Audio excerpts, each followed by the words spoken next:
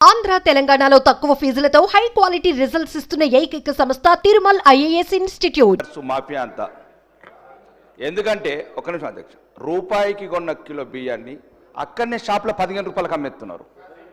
15 రూపాయలు మళ్ళీ 30 రూపాయలకు కొంటున్నారు. ఒక్క నిమిషం అధ్యక్ష, ఇది రాష్ట్రానికి బాగా ఉపయోగపడుతుంది. మళ్ళీ ఈ 30 తారీఖు నుంచి సన్న బియ్యం అంటే మళ్ళీ మేము రూపాయి బియ్యం 40 రూపాయలకు అమ్ముకోవచ్చని మళ్ళా స్మగ్లర్లు కలలు కంటున్నారు అధ్యక్ష.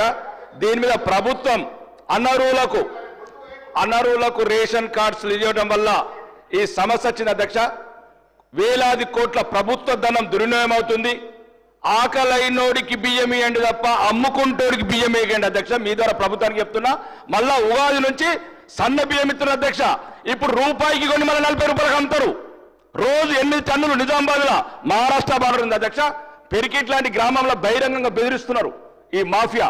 యువకులకు ఎవరైతే చైతన్యవంతులు యువకులు వెళ్ళి ఈ రేషన్ బియ్యం పట్టుకుంటే అధ్యక్ష ఏం చేసుకుంటారో చేసుకోండిరా మీరు. మేము ప్రతి కిరాణా షాప్ సార్ ఆ పౌర సరఫరాల దుకాణం ఉంటుంది, దాని ముందే అధ్యక్ష. దయచేసి ఇది రాష్ట్రానికి సంబంధించిన అధ్యక్ష. రాష్ట్ర ప్రభుత్వానికి కూడా వేలాది కోట్లు మిగులుతాయి అధ్యక్ష. దయచేసి మళ్ళీ సన్న బియ్యం అంటే స్మగ్లర్లంతా పండగ చేసుకుంటున్నారు. దీని వెనకాల రాజకీయ నాయకులు కూడా చాలా మంది ఉన్నారు అధ్యక్ష.